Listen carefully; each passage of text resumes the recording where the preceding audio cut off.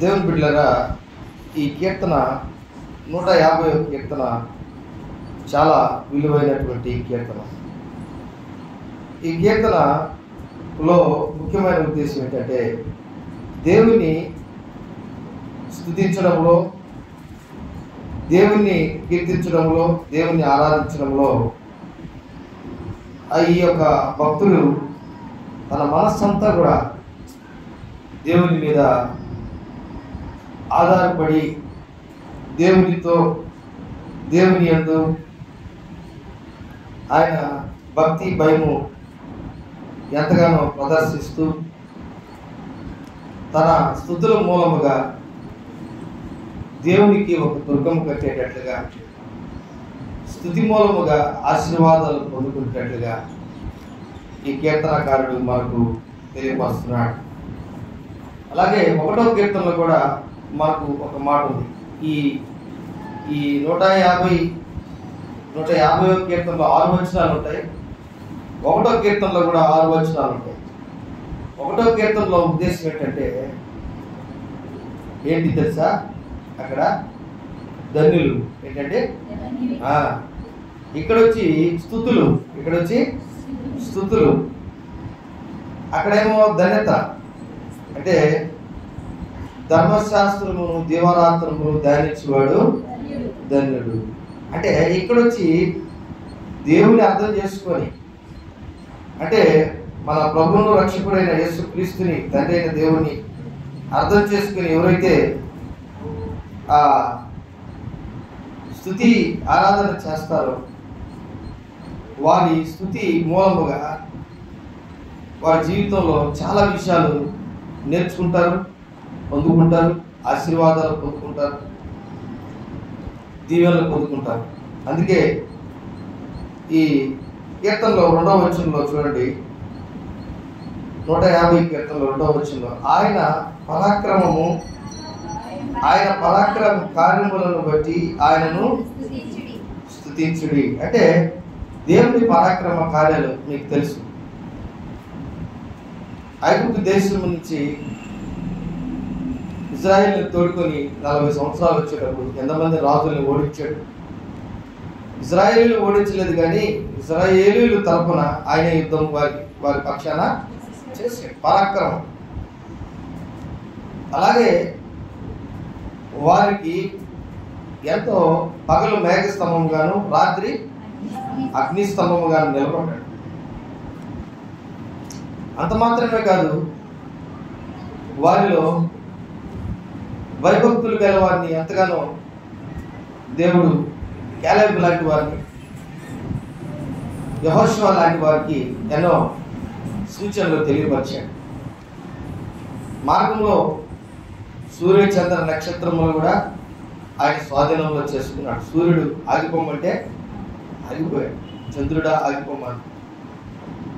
సముద్రం 2 పాయలుగా చీలిపోమంటే 2 పాయలుగా చీలిపోయాడు. ఐగుప్తు దేశంలో ఉన్నటువంటి వారందరినీ ఆయన చాలా మందిని హతం చేశాడు ఆయన పరాక్రమ కార్యములను బట్టి. ఈరోజు మనం కూడా ఒకసారి దేవుని బిడ్డగా నాకు దేవుడు ఏం చేశాడని మనం అనకూడదు. దేవుడు మనల్ని ఎంతగానో హెచ్చించాడు. దేవుడు మనల్ని ఎంతగానో హెచ్చించాడు. ఆయన పరాక్రమము, ఆయన బలము మనము తక్కువ చేయకూడదు. ఈ లోకంలో మనకు ఏది కూడా కొదువా లేకుండా ఆయన మనకు సహాయం చేస్తున్నాడు. అందుకే మనం ఆయన స్తుతించాలి, అందుకే ఆయన కనపరచాలి. ఈరోజు సమాజంలో దేవుని నమ్ముకున్న తర్వాత నువ్వు ఎలా ఉన్నావు ఒకసారి ఆలోచించు. దేవుని స్తుతించడం వల్ల, దేవుని మహిమపరచడం వల్ల, దేవుని కనపరచడం వల్ల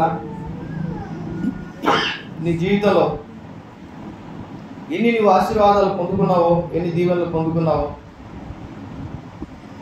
ఆ దీవెనలు బట్టి, ఆ దేవుని యొక్క ఆశీర్వాదాలను బట్టి, ఆయన బలమును బట్టి నువ్వేం చేయాలంటే దేవుని స్తుతించాలి, దేవునికి ఇష్టం. అందుకే 3వ వచనంలో చూడండి, ఒక మాట ఉంది, బోరధ్వనితో ఆయనను స్తుతించుడి, స్వర్ణ మండలముతో ఆయన స్వరమండలముతోను సితారాలతోను ఆయనను, తంబురతోను నాట్యముతోను ఆయనను. అంటే మనము స్వరమండలముతో అంటే గట్టిగా మనం పాట పాడుతూ లేక కేకలు వేస్తూ ఆయన్ని ఆర్భాటిస్తూ స్తుతిస్తూ ఆయన మనం గనపరచాలి. తంబురుతోను నాట్యముతోను ఆయన్ని మనం గనపరచాలి. ఘోర ధ్వనులతోనూ ఆయన మనం ఆరాధించాలి. కాబట్టి ఇలాంటి దేవుడు మన ప్రభువును రక్షకుడైన యేసుక్రీస్తు తండ్రి దేవుడు. ఎందుకు మనం ఈ 150 కీర్తనలో పూర్తిగా 6 వచనాలు ఆయన్ని స్తుతించండి స్తుతించండి స్తుతించండి అంటే ఆ పరిపూర్ణత, ఆ ఉన్నతమైనటువంటి స్థితి చూడండి. 1 తిమోతి రాసిన పత్రిక 6వ అధ్యాయం 15వ వచనంలో కూడా ఒక మాటను మనం గుర్తు చేసుకుంటాం. 1 తిమోతి 6వ అధ్యాయం 15వ వచనం. శ్రీమంతుడును అద్వితీయుడునగు సర్వాధిపతి. చూసారా? అంటే దేవుని బిడ్డలుగా మనము 16వ వచనం మనం గమనించినట్లయితే 15వ వచనము, శ్రీమంతుడును అద్వితీయుడును సర్వాధిపతి యుక్త కాలమందు ఆ ప్రత్యక్షతను కనుపరచును. ఆ సర్వాధిపతి రాజులకు రాజును ప్రభువులకు ప్రభువునై ఉన్నాడు. హల్లెలూయా. రాజులకు రాజు. కాబట్టి అంత గొప్ప దేవుడిని నువ్వు స్తుతిస్తున్నావు. నువ్వు స్తుతించే దేవుడు రాజులకు రాజు, ప్రభువులకు ప్రభు. శ్రీమంతుడైన 16వ వచనం, సమీపింపరాని తేజస్సులో ఆయన మాత్రమే నివసించు అమరత్వం గలవాడై ఉన్నాడు. మనుషులలో ఎవడును ఆయనను చూడలేదు. చూడండి, ఎవడను చూడలేడు ఆయనను. ఆయనకు ఘనతయు శాశ్వతమైన ప్రభావమును కలిగిండును గాక. హల్లెలూయా. ఇంత గొప్ప దేవుడు ఆయన. అందుకే నువ్వు ఆరాధించాలి, అందుకే నువ్వు స్తుతించాలి. ఆయన మనుషులలో ఎవరు కూడా ఆయన చూడలేనటువంటి గొప్ప దేవుడు. అంత మాత్రమే కాదు, ఆయన అమరత్వం గలవాడై ఉన్నాడు. ఆయన తేజస్సుల్లో ఆయన మాత్రమే వసించుచు ఉన్నటువంటి దేవుడు అయితున్నాడు. దేవునికి స్తోత్రం. శాశ్వతమైనటువంటి ప్రభావం కలిగినటువంటి దేవుడు అయితున్నాడు. అంత గొప్ప దేవుడిని స్తుతించడం, ఆరాధించడం అనేది నీ జీవితంలో నువ్వు నేర్చుకుంటే ఖచ్చితంగా ఆశీర్వాదాలను పొందుకుంటావు. దేవునికి స్తోత్రం. హల్లెలూయా, హల్లెలూయా, హల్లెలూయా. 145వ కీర్తన 3వ వచనంలో కూడా మనకు ఒక మాట కనబడుతుంది. అక్కడ యెహోవా మహత్యము గలవాడు, ఆయన అధిక స్తోత్రము నొందదగినవాడు, ఆయన మహత్యము గ్రహింప సఖ్యము కానిది. దేవునికి స్తోత్రం. హల్లెలూయా. అందుకే నువ్వు దేవుని స్తుతించాలి, అందుకే దేవుణ్ణి ఆరాధించాలి. ఆయన ఎలాంటి దేవుడో ఈ ప్రజలకి, లోకంలో ఉన్నటువంటి చాలా మందికి తెలియదు. కానీ నువ్వు తెలుసుకున్నావు కనుక, నిన్ను దేవుడు ప్రేమించాడు కనుక, ఆయన యొక్క ఆశీర్వాదాలు దీవెనలు నీ జీవితంలో నీకు ఇచ్చాడు కనుక, ఆ ఆశీర్వాదాలు చూసినటువంటి వారు రాశారు, పొందుకున్నటువంటి వారు రాశారు.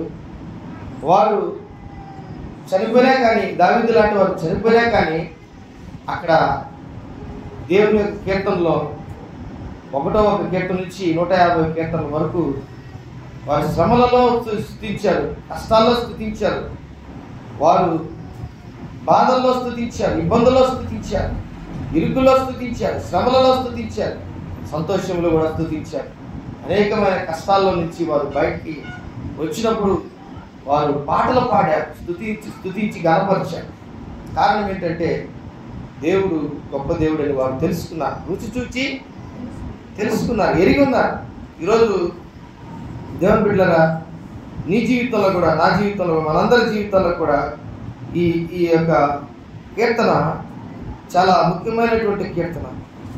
ఇది మన జీవితాలలో ఒక అద్భుతమైనటువంటి కీర్తనలో ఈ 150 కీర్తన ఒక సంతోషకరమైన విషయం ఏంటంటే 5వ వచనం, మృగ తాళములతో ఆయనను స్తుతించుడి, గంభీర ధ్వని గల తాళములతో ఆయనను స్తుతించుడి. సకల ప్రాణులు యెహోవాను స్తుతించుదురుగాక.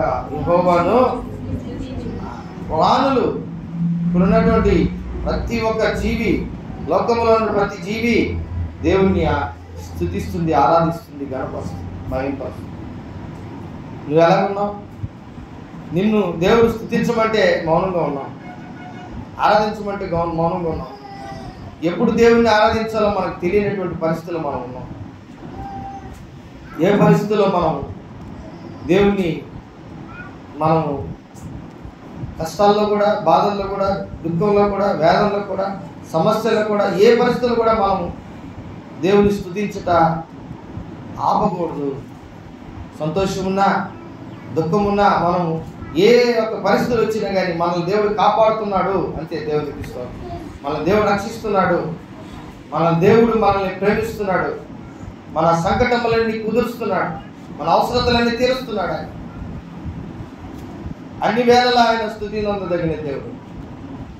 అన్ని సమయాల్లో ఆయన, అందుకే దావీదు అంటాడు, నేను ఉదయమున, సాయంకాలమున, మధ్యాహ్నమున నేను ప్రార్థన చేస్తాను, స్తుతిస్తాను, కనపరుస్తాను.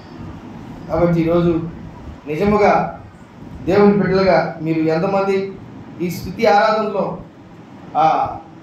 ఖచ్చితమైనటువంటి ఒక ఆధ్యాత్మికమైనటువంటి ప్రయాణం, నీ స్తుతి ఆరాధన ప్రయాణం, నీ జీవనము అంటే నీ యొక్క జీవనంలో, నీ జీవనోపాధిలో, లేక నీవు జీవించే జీవితంలో ఇది ఒక భాగం అయిపోవాలి. ఏం భాగం అయిపోవాలి? నువ్వు జీవించే జీవితంలో ఒక భాగము స్తుతి ఆరాధన ఒక భాగం అయిపోవాలి. దేవునికి స్తోత్రం.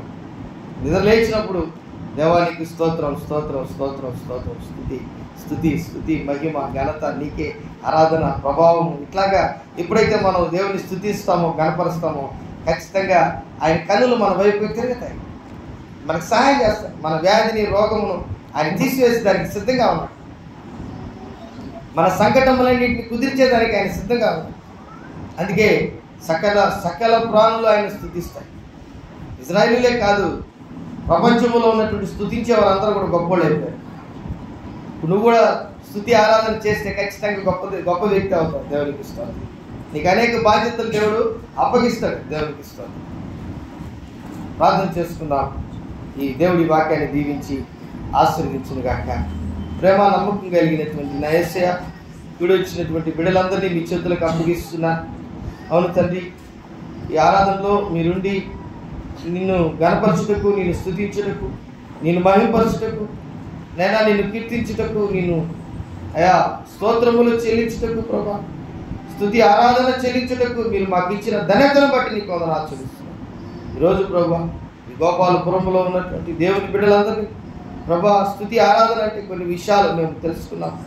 అందరూ బట్టి నీకు వందనాలు చెల్లిస్తున్నా. పరిశుద్ధాత్మ దేవ, నీ కార్యములు మీరు జరిగించినందుకు నీకు వేలాది వేల స్తోత్రములు చెల్లిస్తున్నాను తండ్రి. నైనా ఈ ఆరాధనలో వచ్చినటువంటి బిడ్డలందరినీ మీరు దీవించి ఆస్వాదించారు. నైనా స్తుతుల మూలముగా మేము దుర్గము కట్టుటకు, ఆరాధనకు యోగ్యమైనటువంటి హృదయాలుగా మా జీవితాలను మార్చుకున్నట్టు మీరు ఇచ్చిన కృపలను బట్టి నీకు వేలాది వేల స్తోత్రములు చెల్లిస్తున్నాను తండ్రి. నీకే ఘనత, మహిమ, ప్రభావము చెల్లిస్తూ నజరేయుడైన యేసు నామములో అడిగి వేడుకుంటున్నాను తండ్రి. ఆమేన్. ఆమేన్.